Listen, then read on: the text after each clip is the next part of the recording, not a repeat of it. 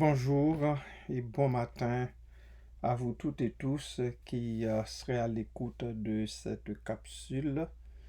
Et comme toujours, je souhaite que Dieu, dans sa grâce, vous visite au cours de ces quelques minutes que nous allons passer ensemble et qu'il répande en abondance, en abondance, en abondance sur vous ces riches bénédictions.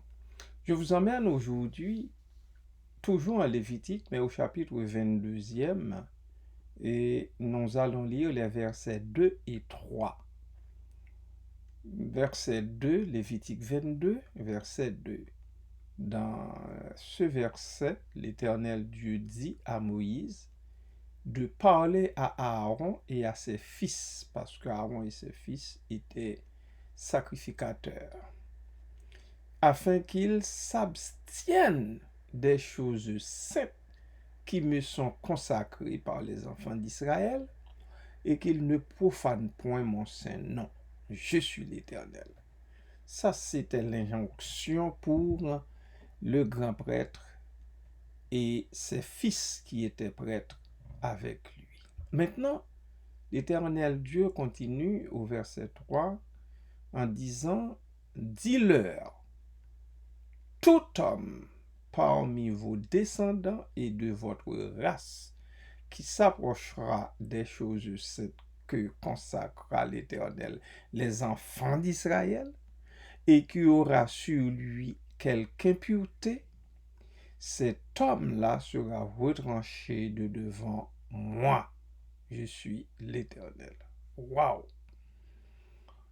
C'est pas du tout une messe à faire ici. Les mots peuvent vous paraître, farfelu ou autre, mais tel n'est pas le cas du tout. Premièrement, le verset 2. Le verset 2. Dieu demande à Aaron et à ses fils de s'abstenir des choses saintes qui lui sont consacrées par les enfants d'Israël, par le peuple, et qu'il ne faut profane point son saint nom. C'est ce que Dieu demande, c'est ce que Dieu dit. C'est ce qu'il demande à Moïse de dire à Aaron et à ses fils qui étaient grands prêtres et prêtres. Qu'est-ce que cela me dit? Cela me dit combien important est combien importante est l'attention que Dieu porte sur ce que ses enfants lui consacrent, sur ce que ses enfants lui apportent. Ne pensez pas que ce que vous apportez à l'Éternel, quelque minime soit-il, que c'est pas important aux yeux de Dieu. Dieu accorde une importance capitale à ce que vous apportez comme don, comme offrande à lui. Parce que à ce moment-là, c'était ça, oui. C'était des dons, des offrandes que le peuple, que les enfants d'Israël apportaient à l'Éternel leur Dieu. Alors, Dieu a parlé aux grands prêtres et à ses fils et leur a dit de s'abstenir de ces choses saintes-là. Du moment où tu apportes quelque chose à Dieu, bon, dans notre cas, à l'Église, mais ça devient automatiquement une chose sainte, parce que ce n'est pas à n'importe qui tu l'offres, quel que soit ce que vous offrez. De l'argent, bien sûr. Un objet, bien sûr, c'est précieux. Aux yeux de Dieu, Dieu accorde une importance capitale à cela. Et Dieu met le grand prêtre et ses fils en garde, qu'ils ne profanent point mon saint nom. Je suis l'Éternel. Maintenant, le verset 3, au verset 3, nous avons une note distinctive, une note tout à fait particulière. Tout homme parmi vos descendants et de votre race. Ça, ce n'est pas une question de grand prêtre. Ça ne concerne pas le grand prêtre et les prêtres.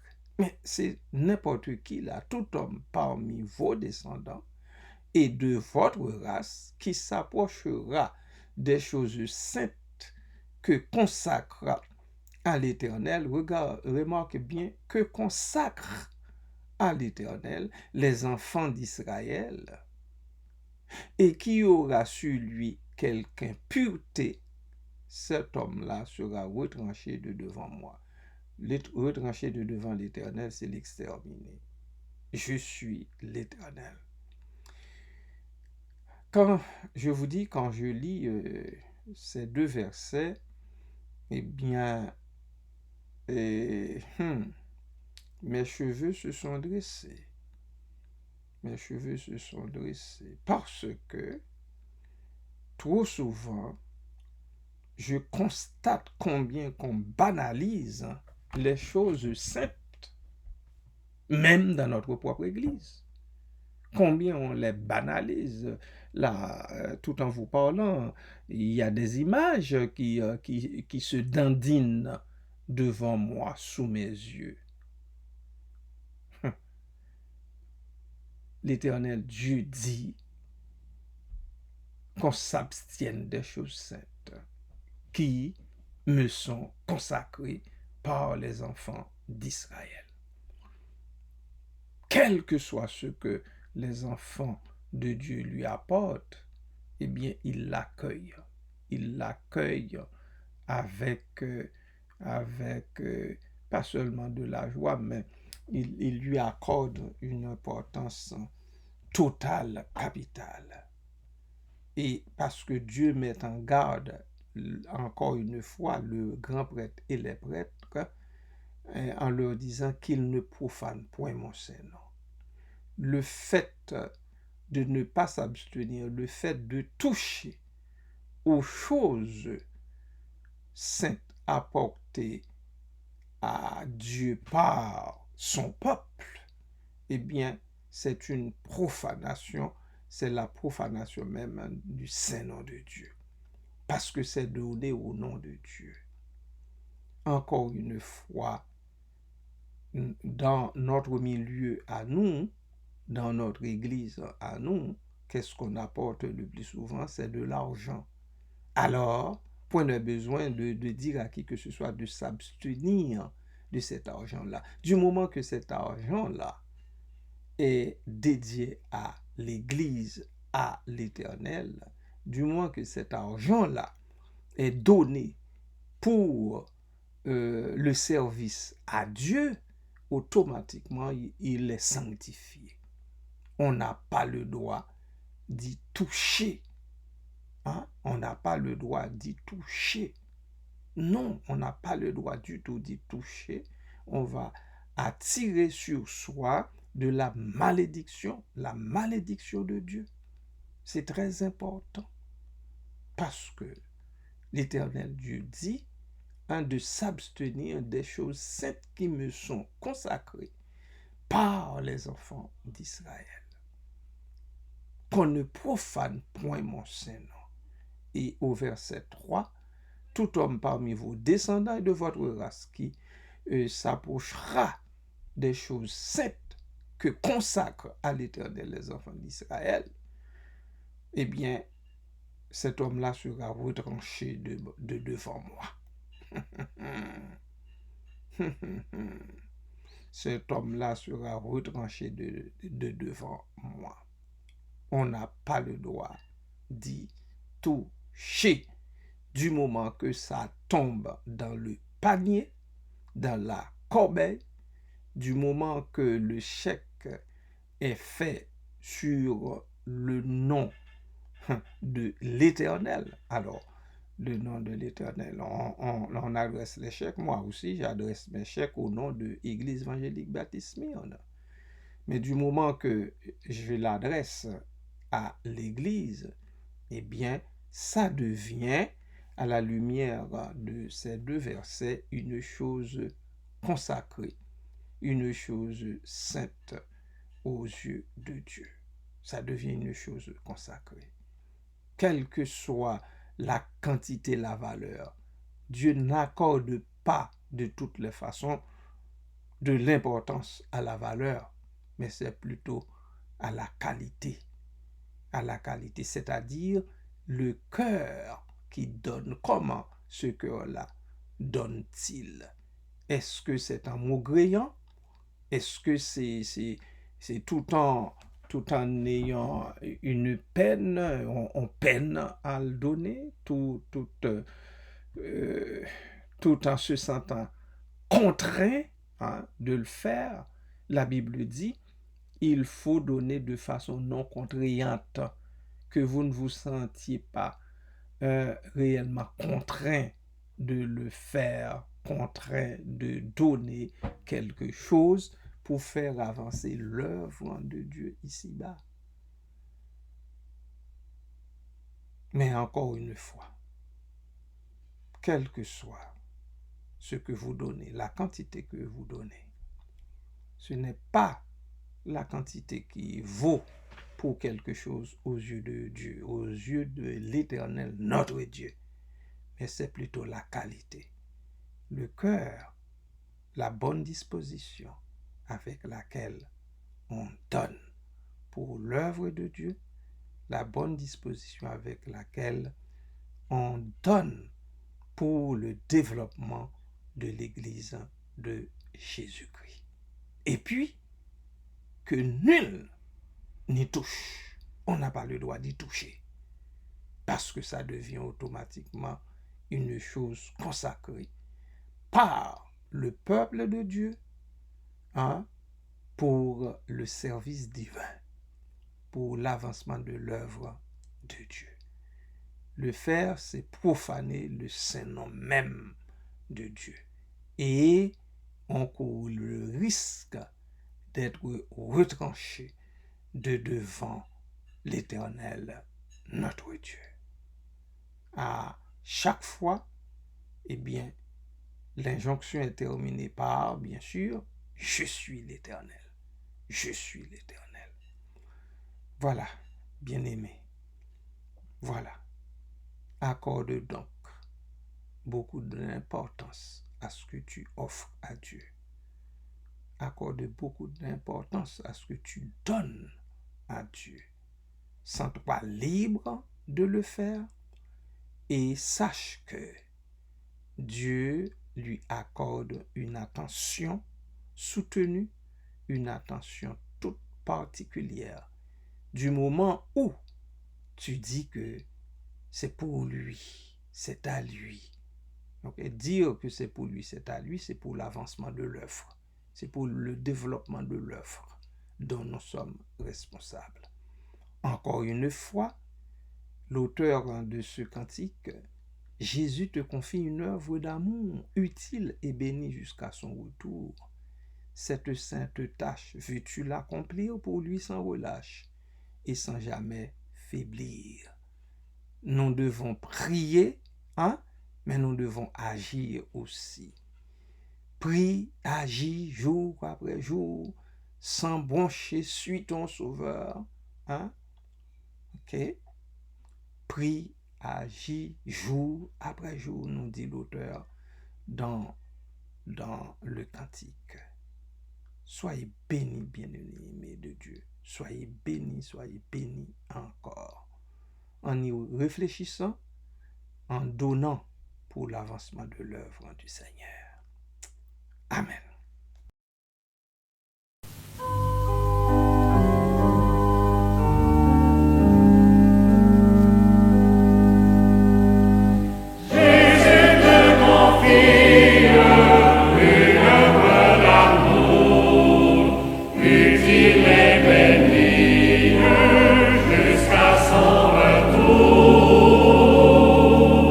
Cette sainte tâche, veux-tu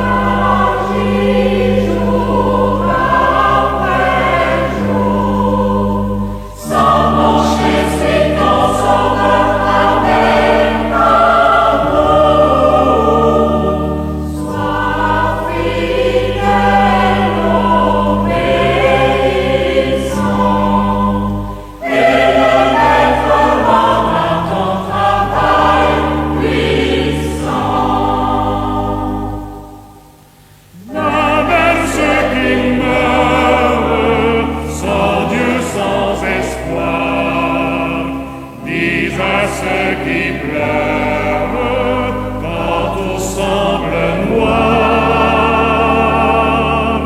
Jésus donne vie, bonheur, joie et paix à qui se confie en lui pour jamais.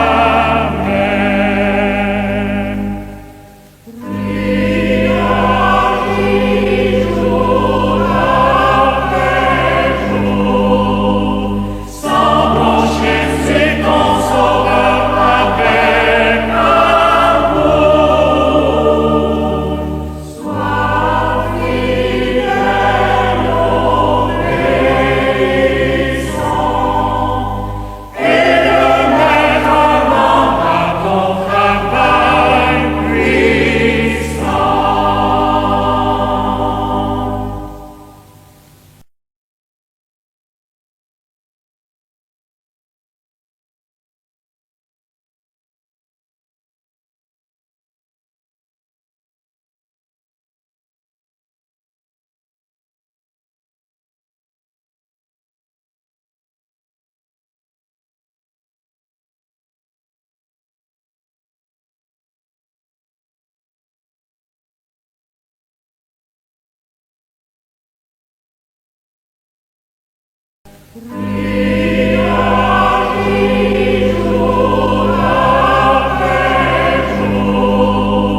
Sans broncher, c'est ton sauveur avec amour.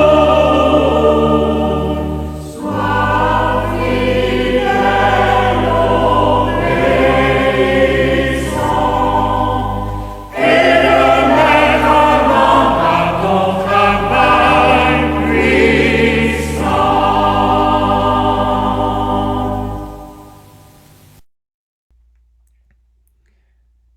Éternel, notre Dieu et tendre Père céleste, merci, merci, merci infiniment parce que tu nous rappelles à la lumière de ces deux versets combien importante est notre offrande, combien est importante pour toi ce que nous t'offrons. Merci, Papa. Merci parce que les quelques choses que nous t'offrons, tu le considères comme une chose sacrée, comme une chose qui est grave sur laquelle est gravé même ton nom, puisqu'il est question qu'on ne profane point ton saint nom en y touchant, en ne pas s'abstenir de cette chose-là. Merci, Papa. Merci pour cela. Merci pour ces textes qui nous retournent constamment à la case de départ. Merci parce que notre âme peut encore s'y plonger pour se rafraîchir afin aussi de paraître plus belle, plus noble devant toi. Merci Père pour cela. Merci Papa. Merci Seigneur. Merci Père. Et je te prie pour les bien-aimés qui parmi nous, les bien-aimés qui dans nos rangs prennent à cœur le service, prennent à cœur l'œuvre à laquelle tu nous appelles, à laquelle tu nous convies. Merci Père.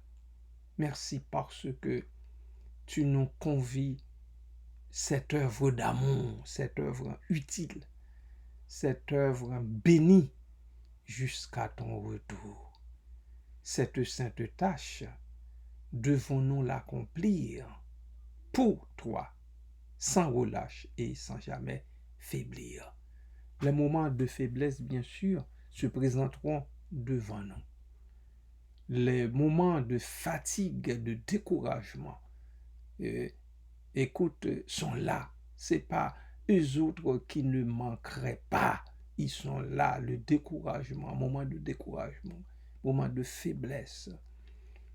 Mais, Père, aide-nous à prendre le dessus, sachant que nous ne sommes pas en train de travailler en vain, puisque nous travaillons dans ton champ, puisque nous sommes ouvriers avec toi dans ton champ. C'est ce que l'apôtre a dit en 1 Corinthiens 3 et au verset 9, et nous le prenons très au mot. Merci pour ça, Papa. Merci, Père. Merci, Seigneur. Merci, Jésus. Papa, vois dans ton amour les bien-aimés qui seraient mal pris, ou bien ils n'ont pas un emploi, tandis qu'ils aimeraient en avoir un.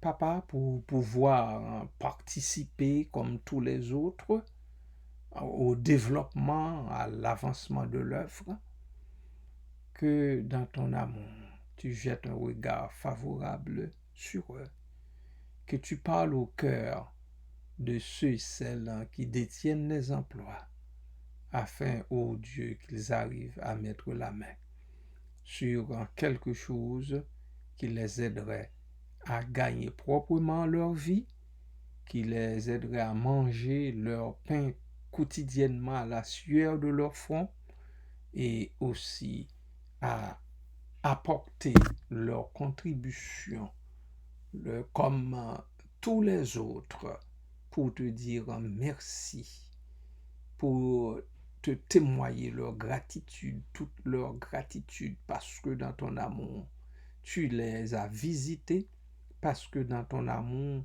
tu leur gratifies la santé, Seigneur, parce que dans ton amour, tu leur donnes un emploi, tu leur ouvres la porte d'un emploi. Merci, Père, pour que tu sois avec eux. Ceux-là qui n'en trouvent pas un encore, qu'ils ne se découragent pas, mais qu'ils continuent d'espérer en toi, d'espérer en ton amour, parce que c'est toi qui donnes. Et quand tu ouvres une porte, il n'y a personne qui puisse la fermer. Et ceux-là qui viennent à perdre un emploi qu'ils avaient au préalable, qu'ils sachent que quand une porte se ferme devant eux, eh bien, avec l'Éternel, leur Dieu, ils peuvent toujours faire des exploits. Plusieurs autres portes s'ouvriront bientôt, très bientôt, devant eux. Qu'ils le sachent et qu'ils te fassent confiance, qu'ils s'assurent qu'avec toi, ils feront des exploits. Merci Père, merci Papa. À toi, à Jésus-Christ, au Saint-Esprit, soit tout honneur et toute gloire au siècle des siècles. Amen. Amen. Béni soit l'Éternel.